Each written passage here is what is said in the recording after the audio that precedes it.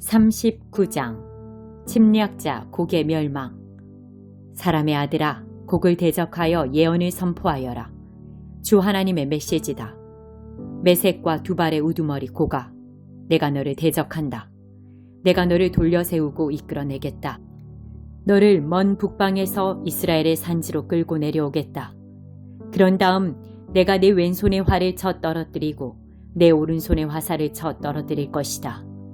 이스라엘의 산지에서 너와 내 모든 군단과 너와 함께한 모든 자들이 죽임당할 것이다.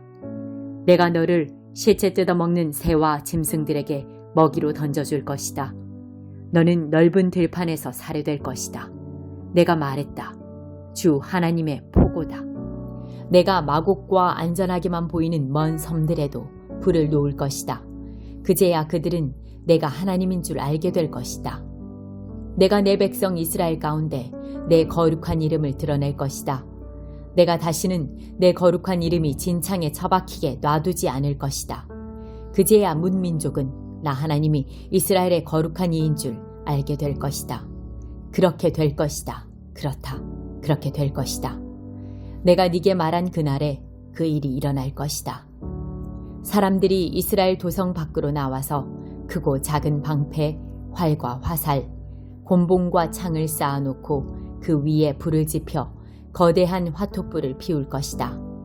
그 불은 7해 동안 계속 타리라. 사람들은 땔감을 구하러 숲에 들어갈 필요가 없을 것이다. 연료로 쓸 무기들이 쌓이고 쌓였기 때문이다. 그들은 자신을 발가벗기던 자들을 발가벗기고 자신을 빈털터리로 만들던 자들을 빈털터리로 만들 것이다. 주 하나님의 포고다. 그날에 내가 이스라엘 안에 곡을 묻을 매장지를 정할 것이다. 바다 동쪽 여행자들의 휴식처에 곡과 그의 폭도 군대를 묻을 것인데 그 거대한 묘지로 인해 여행자들이 지나던 길이 막힐 것이다. 사람들은 그곳을 곡의 폭도라 부를 것이다. 땅을 정결하게 하기 위해 이스라엘이 그 시체들을 다 묻는 데만 7달이 걸릴 것이다.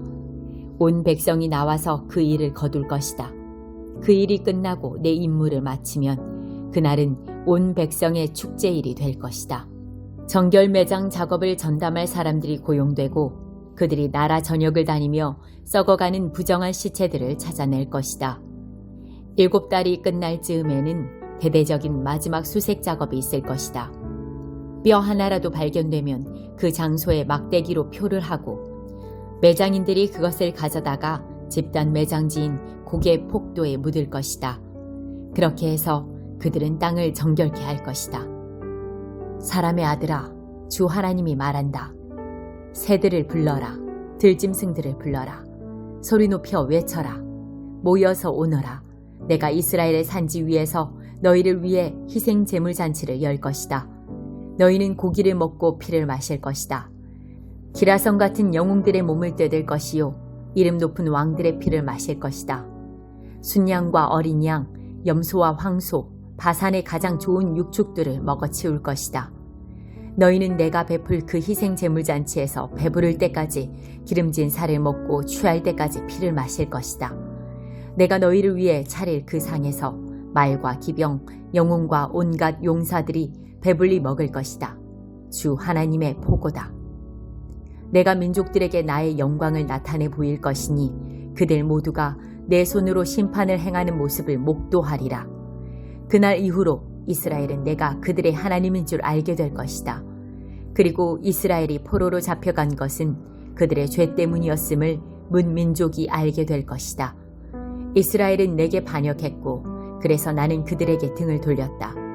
내가 그들을 그들의 원수에게 넘겨주었고 그들은 모두 죽임을 당했다. 나는 죄에 물든 삶을 산 더러운 그들에게 응분의 벌을 내렸다. 나는 등을 돌려 그들을 외면했다. 그러나 이제 나는 사로잡혀간 야곱을 다시 부르고 이스라엘의 모든 백성을 가엾이 여기며 내 거룩한 이름을 위해 열심을 낼 것이다. 이스라엘이 그들의 땅에서 아무 두려움 없이 안전하고 평안히 살게 되는 날에 마침내 나를 배반했던 부끄러운 기억이 사라지리라. 그들을 낯선 땅에서 다시 데려오고 원수의 영토에서 모은 다음 나는 모든 민족이 지켜보는 앞에서 그들을 사용해 나의 거룩을 나타내 보이리라. 그제야 그들은 내가 그들의 하나님인 줄 확실히 알게 될 것이다. 나는 그들을 포로로 잡혀가게 했지만 한 사람도 남김없이 다시 그들의 땅으로 모을 것이기 때문이다. 나는 이스라엘에 나의 영을 부어 내 생명으로 충만케 하고 다시는 그들에게 등을 돌리지 않을 것이다. 얼굴을 마주하여 그들을 볼 것이다. 주 하나님의 보고다. 40장 환상 중에 본 성전. 우리가 포로로 잡혀온 지 25년째 되는 해, 도성이 함락된 지 14년째 되는 해, 첫째 달 10일에 하나님께서 나를 사로잡아 이곳에 데려오셨다. 거룩한 환상 중에 그분이 나를 이스라엘 땅으로 데려오셔서 높은 산 위에 내려놓으셨다. 남쪽을 보니 거기에 도성처럼 보이는 건물들이 있었다. 그분이 나를 그곳으로 데려가셨고 거기서 나는 구릿빛 피부를 가진 한 사람을 만났다. 그는 아맛줄과 측량장대를 들고 건물 입구에 서 있었다. 그가 내게 말했다. 사람의 아들아, 잘 보고 들어라. 이제부터 내가 내게 보여줄 모든 것에 주목하여라. 이 일을 위해 내가 너를 이곳으로 데려왔다. 너는 본 것을 모두 이스라엘에게 말해주어라. 먼저 성전 복합 건물을 둘러싸고 있는 담이 보였다. 그 사람의 손에 측량하는 장대가 들려 있었는데 길이가 3.18m였다. 그가 담을 측량하니 두께가 3.18m, 높이도 3.18m였다. 그가 동쪽으로 난 문으로 들어가 7계단을 밟고 위로 올라가서 바깥쪽 문간의 깊이를 재니 3.18m였다. 문간 회랑 옆으로 문간방들이 있었는데 가로와 세로가 각각 3.18m인 정사각형의 방이었고 2.25m 두께의 벽으로 분리되어 있었다. 그 안쪽 문간은 성전뜰로 들어가는 현관으로 이어졌는데 깊이가 3.18m였다. 또 그가 문의 안쪽 현관을 재니 깊이가 3.6m이고 측면 기둥들의 두께가 0.9m였다. 그 현관은 성전 뜰 쪽으로 나 있었다. 이 동문 안쪽에는 각 면마다 3개씩 문간방이 있었다. 방의 크기는 모두 같았고 동일한 모양과 크기의 벽들로 분리되어 있었다. 그가 문 바깥쪽 입구를 재니 너비가 4.5m, 깊이가 5.85m였다. 각 문간방 앞에는 45cm 높이의 낮은 벽이 있었다. 그 문간방들은 가로와 세로가 각각 3.18m로 정사각형 모양이었다. 또 그가 한쪽 끝 문간방 지붕 모서리에서 다른 쪽 끝 문간방 지붕 모서리까지 재니 그 사이의 거리가 11.25m였다. 또 그가 문의 안쪽 벽들을 재니 뜰로 이어지는 현관까지 거리가 27m였다. 그 문의 입구에서 현관 끝까지의 거리는 22.5m였다. 또 문 안쪽 문간방들과 그 사이의 벽에는 사방으로 돌아가며 좁은 창들이 나 있었다. 현관도 마찬가지였다. 창들은 모두 안쪽으로 나 있었다. 문간방 사이의 벽기둥들은 종려나무로 장식되어 있었다.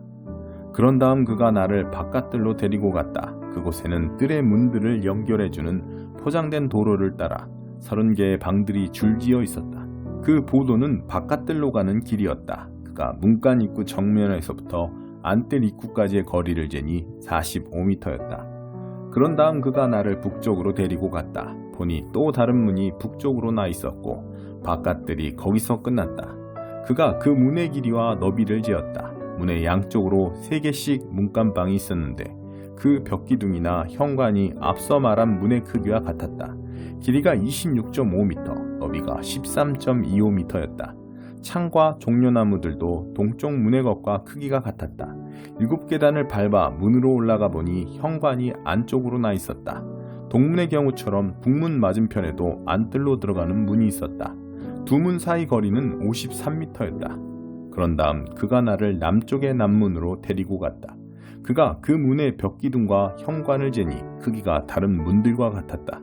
창이 달린 현관도 앞에서 본 다른 문들과 크기가 같았다. 7계단을 밟아 문으로 올라가는데 현관이 바깥뜰 쪽으로 나 있고 양편의 벽기둥이 종려나무로 장식되어 있었다.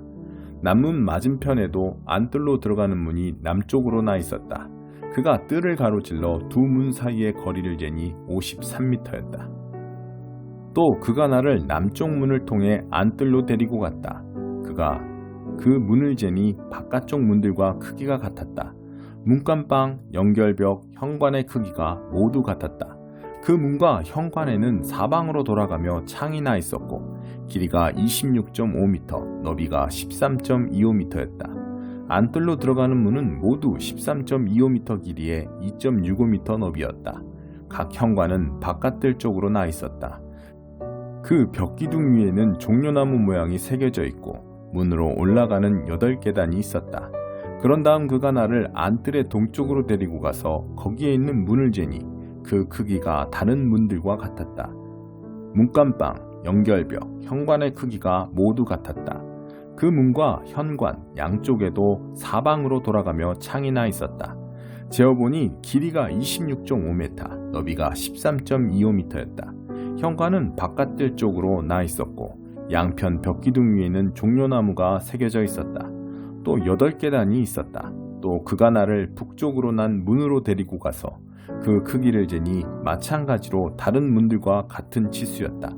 문간방과 연결벽과 창문 달린 현관이 있었고 길이가 26.5m, 너비가 13.25m였다. 현관은 바깥뜰 쪽으로 나 있었고 양편 벽기둥 위에는 종려나무가 새겨져 있었다. 마찬가지로 올라가는 8계단이 있었다. 그 문은 현관 옆에 문이 달린 방이 하나 있었는데 그 방은 번제물을 싣는 곳이었다. 방 양쪽에 상이 2개씩 놓여 있었고 그 위에서 번제, 속죄제, 속건제에 쓸 짐승을 잡았다. 현관의 바깥쪽에도 양벽 쪽으로 상이 2개씩 놓여 있었다. 이렇게 안쪽에 4개, 바깥쪽에 4개, 모두 8개의 상이 있었고 거기서 제물로 바칠 짐승을 잡았다. 번제물을 바칠 때 쓰는 4개의 상들은 모두 가로와 세로가 79.5cm인 정사각형 모양의 높이가 53cm였다. 제물로 바칠 짐승을 잡는 기구와 제사를 드릴 때 쓰는 그 밖의 기구들이 그 위에 놓여 있었고 벽에는 8cm 길이의 갈고리들이 걸려 있었다. 그 상들은 제물로 바칠 짐승을 올려놓는 곳이었다.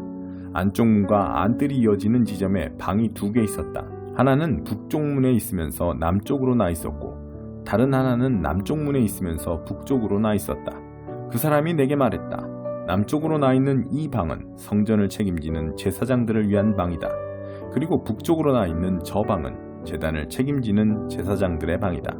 그들은 사독의 자손으로 레위의 자손 중에서도 하나님께 가까이 나아가 그분을 섬기도록 허락받은 제사장들이다.